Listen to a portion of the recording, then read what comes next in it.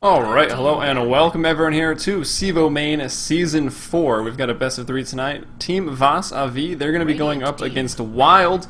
I'm Helium, and joining me is Chicago Ted. Hello, Helium. It's been quite a long break for me, so I'm getting back into the swing of things. But I'm looking to start again strong here with this game, and it should be a pretty good game too. Very good teams in this league right now, pretty evenly matched up, or so the stats say. And well, I mean, should be some good Dota. Yeah, I haven't actually had a chance to see Wild play this season, but they've got Footsie. I think he was on a very old edition of Fnatic North America. Andrew Riley, of course, won one of the CEVO seasons, I believe, or got second place. Theory was playing for Faded back in the day with Corey. Yet to see Impulse and John Pack. And then going over to Vas'Avi, some pretty big names there in the NA scene. Yeah, I mean, I can't say I recognize too many of these players just because I'm more into the whole big Dota scene. So those are the most of the games I watch personally. But I mean, definitely, I used to watch Fnatic NA a lot back in the day. So it looks like some of the bans coming out. We can take a look at those. Lycan actually gets banned out on the first ban stage. That's a fun one. Yeah. Yeah, and also, we were talking about these players. We do have IX Mike on the stats, so maybe once we get into the game, he can shed some light. I recognize quite a bit of them from NEL back in its heyday. What was that, like October of last year, maybe? Maybe a little later than that. So it was a couple months of last year. Provide some insights. But yeah, we see the Lycan taken out. Makes sense. Very strong hero, can push, can start that split push really early. Invoker, arguably OP. And Wild, they're going to go with that Ancient Apparition. And the Doom, meanwhile, Dazzle Slardar on the other side of things with that minus armor.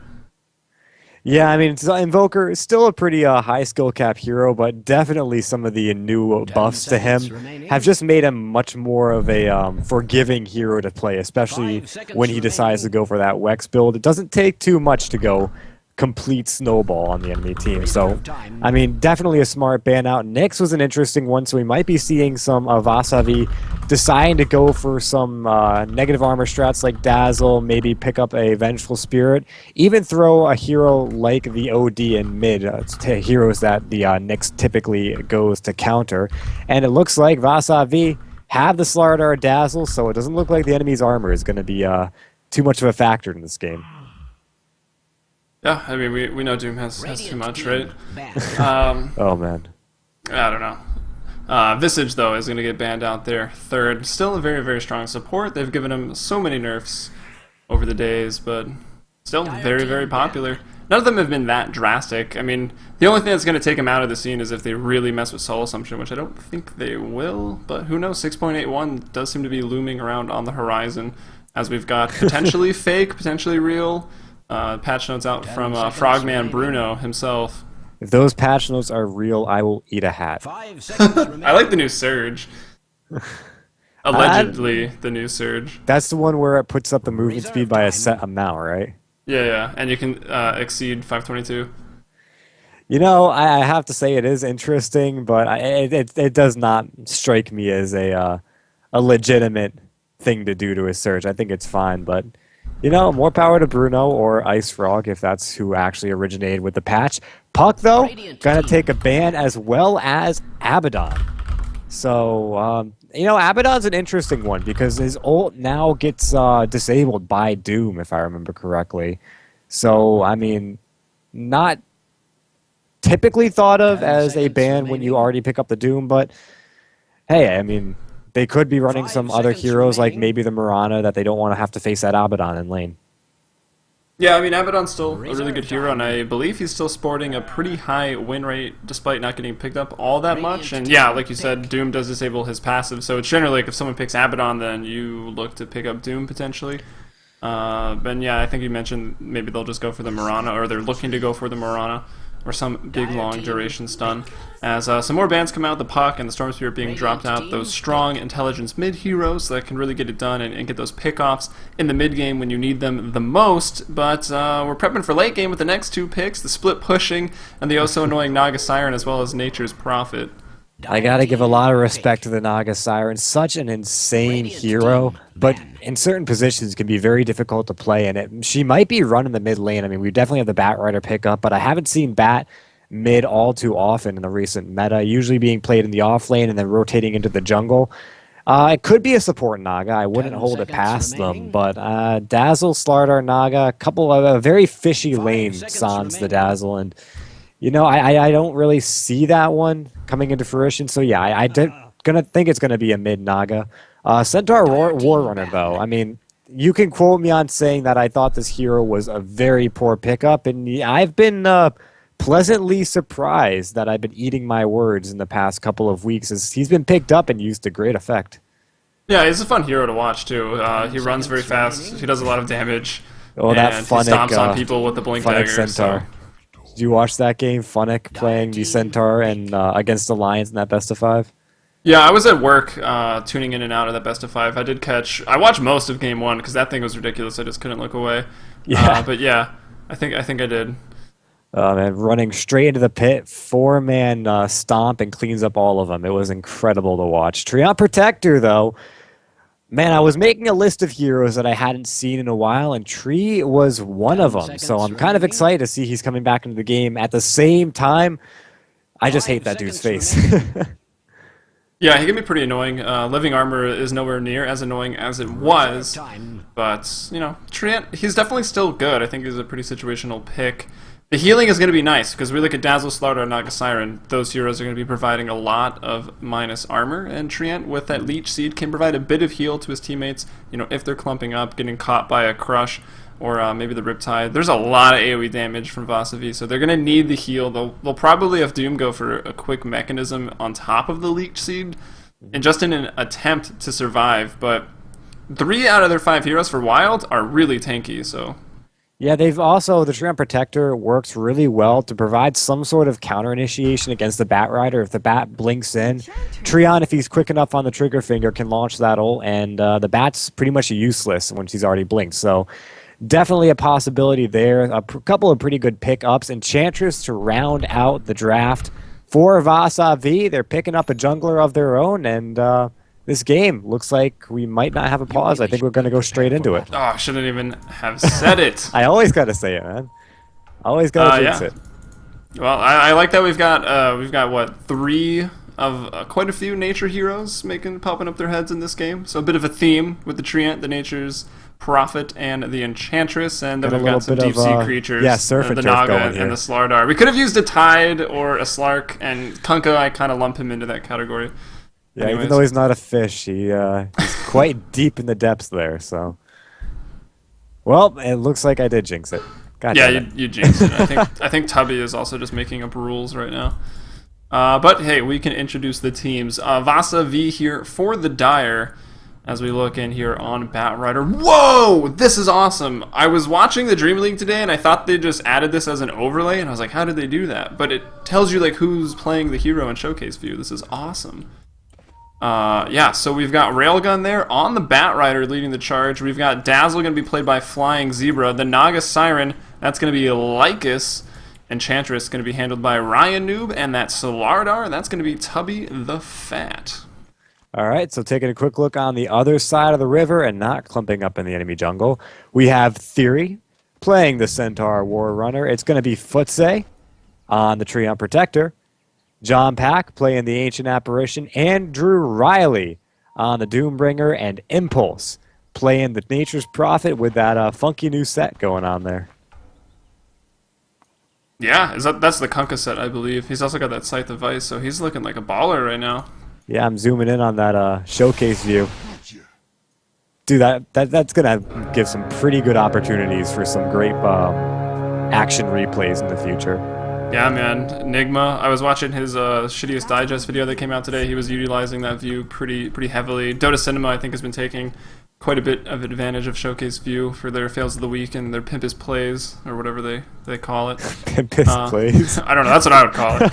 That's probably why no one watches my YouTube channel.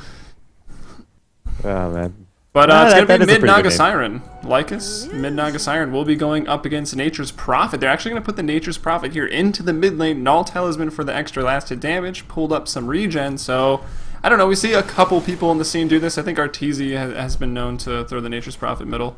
Arteezy will port anyone mid, really. That is also true. It's going to come out down to a lot of illusions and little other units going out harassing and getting the damage done. It's really up to whoever can be most efficient with their units. And in the bottom lane, it's going to be up to whoever gets the most aggressive. I mean, Slardar is going to be a very nice hero to have. The Doombringer, though, can tank up quite a bit, deals a good amount of damage, especially with that chilling touch. So it's going to really be interesting to see who's going to come out on top. But Ryanoob is already making the rotations. Yeah, and it looks like they're actually jungling this Treant Protector, which is allowing Ryanoob to be aggressive here on the Enchantress. It is an aggressive tri-lane of sorts. John Pack with the Centaur stun, nicely done. This should be the first blood, and it will be. Flying Zebra on the Dazzle picks it up while Ryanoob tanking the tower hits. So, nicely done. Dazzle with that first blood. Early boots, or we'll see what he wants to go for.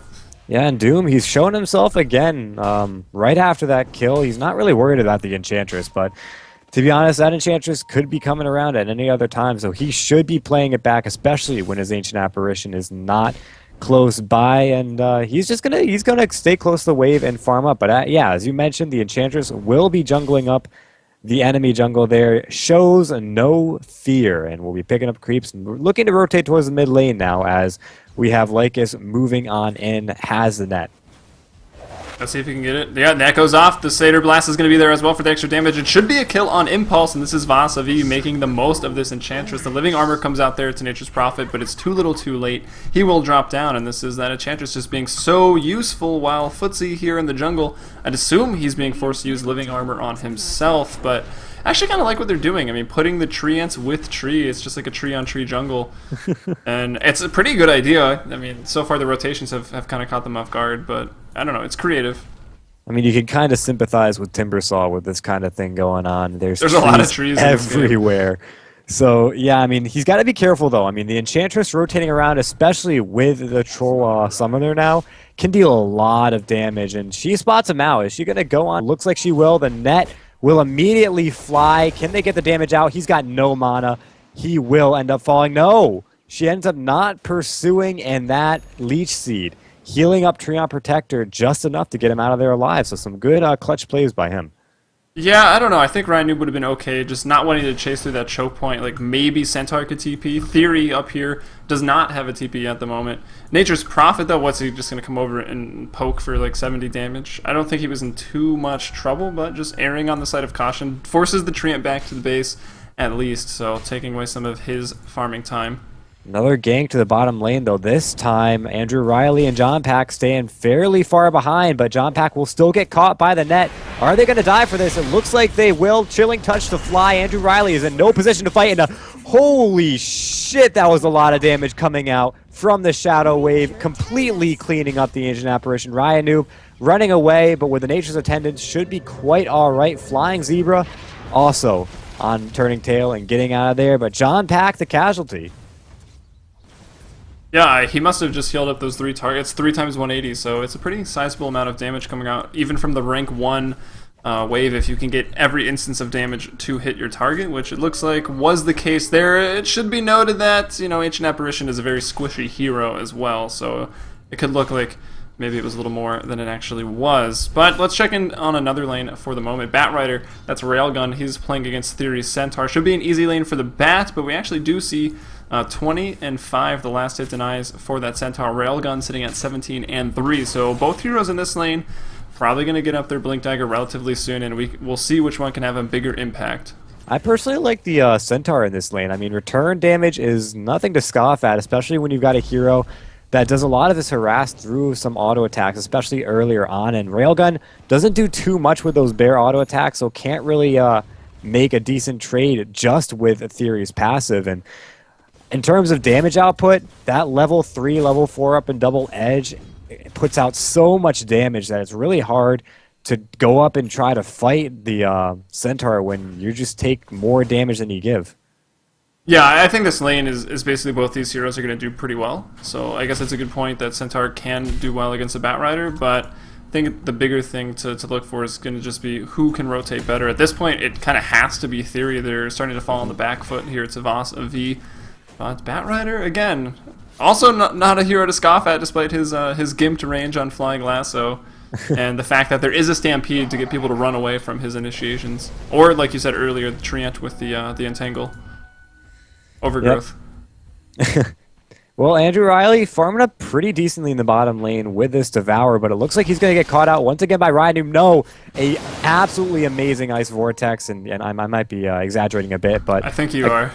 a great Ice Vortex, blocking it out and making sure that Ryan can't get in position, but they do get the D-Ward, a sort of consolation prize for that rotation. But, I mean, this isn't really hurting the Enchantress at all. She's in this game to rotate. She's got 2 kills and 1 assist to her name. She has a lot of time to just kind of play around with creeps and keep on rotating and putting pressure on this lane. I mean, take a look. Even with Devour, he's gotten decent farm, but not as much as he'd like because he has to constantly stay back at this tier 1 tower.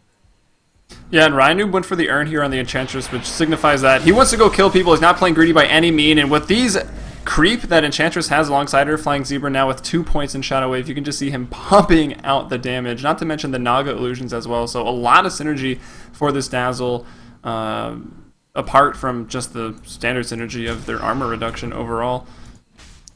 Yep, a great ward right here out of range of the Sentry, so they can still keep an eye on the movement of Vas'Avi, which is going to be absolutely pivotal in this game as the next coming minutes start to flow in. I mean, they're already so far behind on this. We can take a look at the graphs, and already 2,000 gold lead, 1,500 experience lead for Vas'Avi. It's at 7 minutes is not really a place you want to be at. Yeah, not really. You prefer to be in the lead generally in most things in life, I think. Well, the lead or even break even really would be decent. Yeah.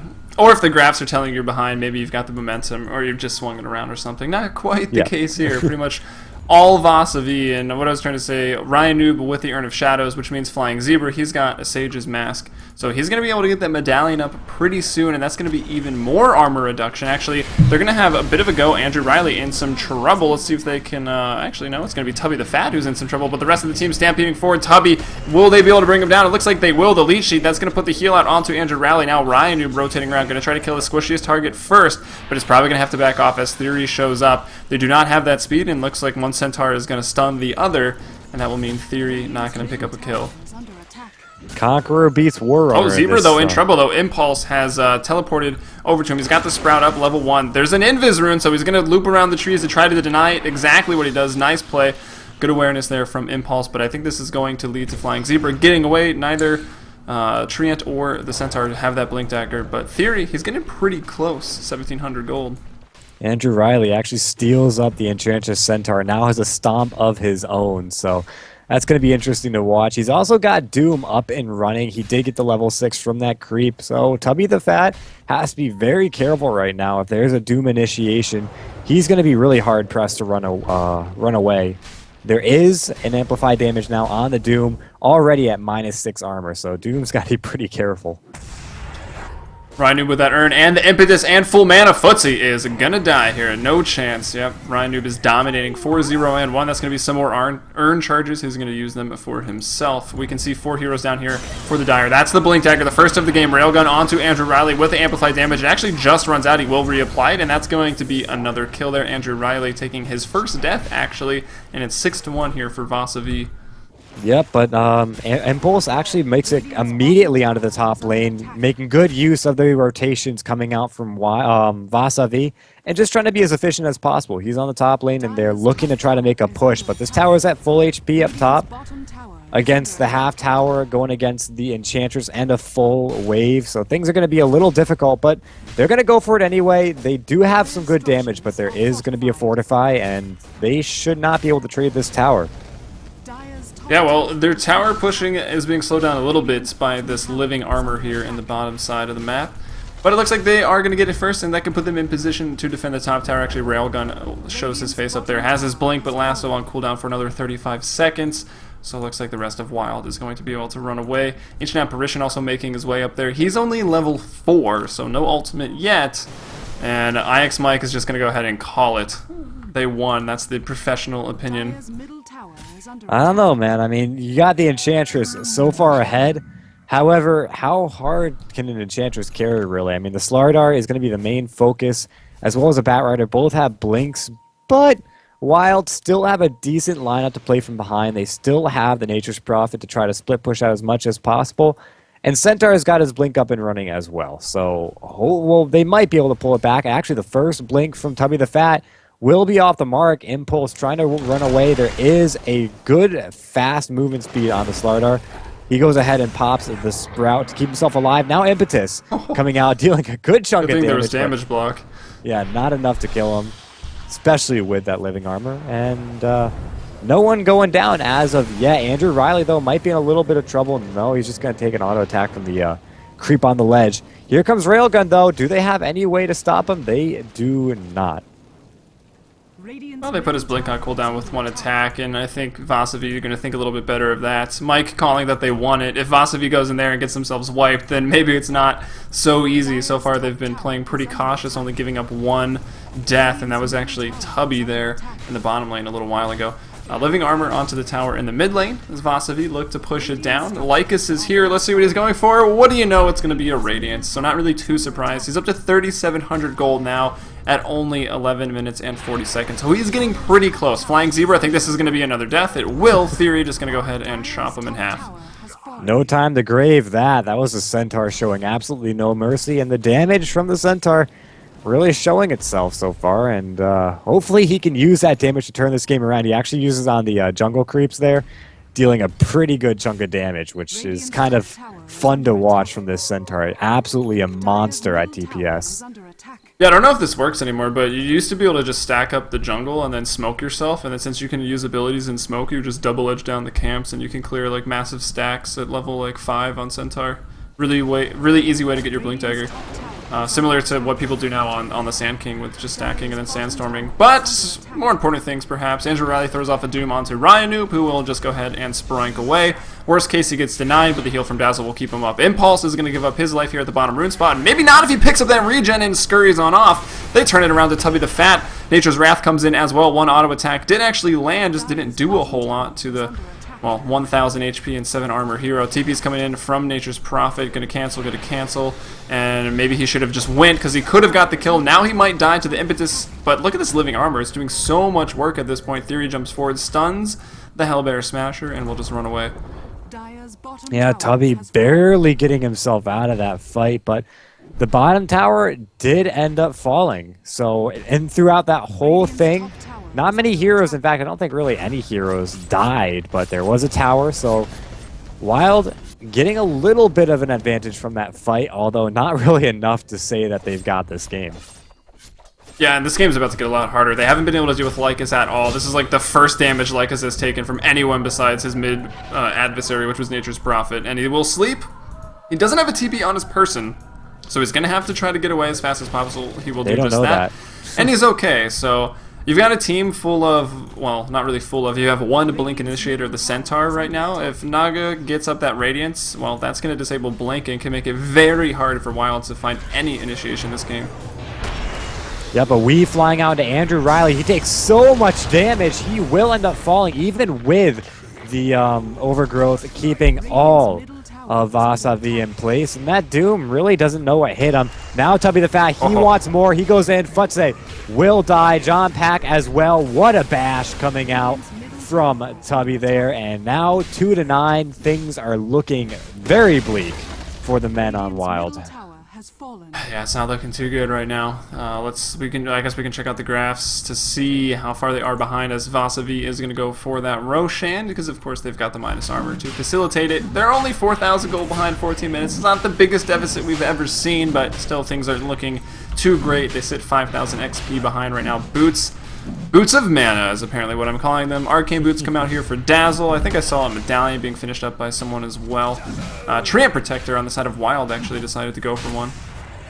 Yeah, not a bad idea, especially when they've got so much minus armor. Why not pick a little bit up yourself? There is a smoke now on 3 coming through the Radiant Jungle. They actually might get there in time. Roshan, he's kind of stalled up right now, not taking a lot of damage. Here comes Theory, blinks in, doesn't catch any of them, really. And now he throws a double edge to Doom onto Flying Zebra. No shallow grades will be able to come out. Andrew Riley going to town on the Roshan, will end up picking it. There is a multi-kill flying out as they do end up cleaning out all of Vas'Avi, though. The Aegis was picked up by Tubby. Now he will burn it, trying to go on Theory, will get Theory. Can he get Futsa? He will indeed. Andrew Riley now will take a fall to that impetus from Ryan Noob. And Impulse trying to run away, but he cannot hide from the crush. And now Tubby the Fat with the double kill, with the Aegis. I don't think he actually snatched it. They might have gotten it. I didn't quite see, but... it was on Tubby the Fat. He respawned and got off the crush, and that's well, no, what whoever got turned... the kill on Roshan. Oh, on Roche, yeah. I've got no idea. It's not as important. Some extra XP, I guess, but... No, I mean, if we had the team fight description happening on the right side of the screen, if we had one, we'd show it, but... The general gist of that fight, Vas'Avi takes it by a landslide. They lost 3 heroes, it looked like. However, with the Aegis on the Slarder, they were able to turn it right around and team wipe Wild. So a great bonus of gold and XP going towards them. And Wild, I mean, that was a really good attempt. One of the best fights I think they've taken so far, and it just wasn't enough. Yeah, Batrider was being pretty annoying, just flying up and down this cliff here, just putting his fire back into the pit, trying to not get focused. He did end up going down, but he provided a lot of damage for when the Slardar respawn was able to get that stomp off. Maybe had Theory landed that stomp right into the pit on those 3 instead of missing it by just a hair. I mean, he still got the double edge, which hit 2, and then the second time I think it maybe hit all 3. Provided some good damage, but Slardar respawning just foiled their plans pretty much, as Andrew Riley's going to get lasted up. The Impetus doing a lot of work here. Ryan Noob switches targets maybe accidentally, and they're actually both going to get hit by this. I think this is going to be both of them dying. That heal from Ryan Noob is not going to do anything, of course. Railgun, will he shatter? No, he will not. They're actually both going to live right now, and that just shows you when Ancient Apparition is behind at level 6, everyone else is starting to out-level that. Enchantress is level 11, Railgun on the bat, level 11. That rank 1 ultimate just doesn't quite do that much. Oh man, the Courier almost taking a fall there, sitting at 49 HP. They're looking for it. They know exactly what they're doing with the Courier. Will Slardar find it? He will! And he's going to get the Courier. What a play coming out from Tubby. Absolutely dominant. He knew exactly what they were going to do with that Courier. Yeah, I mean, that's pretty much the standard escape route right there, and, you know, you got that Blink Dagger, it's something you can take advantage of. It was daytime, not that I think that matters too much when you jump into the trees like that. If you don't have flying vision, then it doesn't really matter all that much. But yeah, good sense. Nice, nice little bit of gold, not that they really needed it. Any gold is good gold, and I mean, we're taking a look now. Naga Siren. Let's take a look at this this fish here. Radiance Boots of Travel, 1,300 gold. Her net worth is astronomical right now. And what did another Courier fell? Yeah, apparently so. We will Murder look the at Couriers. and find it. It was over here at the secret shop. It must have been Nature's Prophet. It had to have been. He's got his things there. Oh, initiation in the bottom lane. Blink Dagger. Theory gets off his stun first. Ice Blast going to come in. This should be Tubby going down. Railgun going to get caught by the Ice Blast as well. Theory might be able to take him out as a result. Zebra going to be head and locked in. A Sprout doomed as well, so no heals from him or Shallow Graves. Here comes Legas into the fight. Is going to pop off that sleep and just run it on away. He's pretty fast. 420 move speed. Should be able to get away. Yeah, their Stampede's out. They don't really have that much in terms of lengthy initiation. Theory with a Blink Dagger, but no ult is not really that fast. So they're just going to let him go, but they did pick up a couple of very nice kills there. The Ice Blast hitting on the Batrider was kind of interesting. Blinked straight on into it, but I mean, overall, Wild taking some good fights despite being far behind, and it could show. I mean, they still have to worry about this Naga Siren, but their Nature's Prophet is starting to catch up in terms of net worth, and they're keeping their guys for the most part alive. Yeah, I don't know. It's just, we've all seen how painful it is to fight, even from a little bit behind, a Naga Siren who's doing this well with Boots of Travel, with the Radiance, so her global presence is going to be felt. She now has a Yasha online, so Lyke is doing very well. Should have the Manta. Once the Manta's up, it's really, really hard to keep any lane equilibrium. I guess Nature's Prophet, one of the best heroes to help with that, though, just because he can spam Wrath of Nature, but I don't think even that is really enough.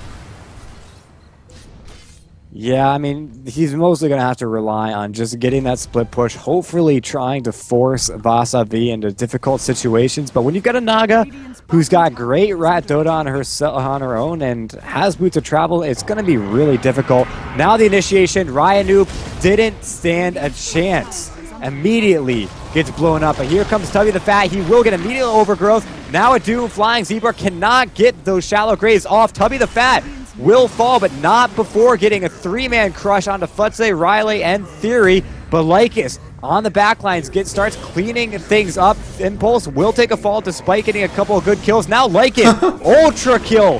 He might even get the Rampage here as Futsa has traded back in. He will get the Rampage, and the GG's called immediately after.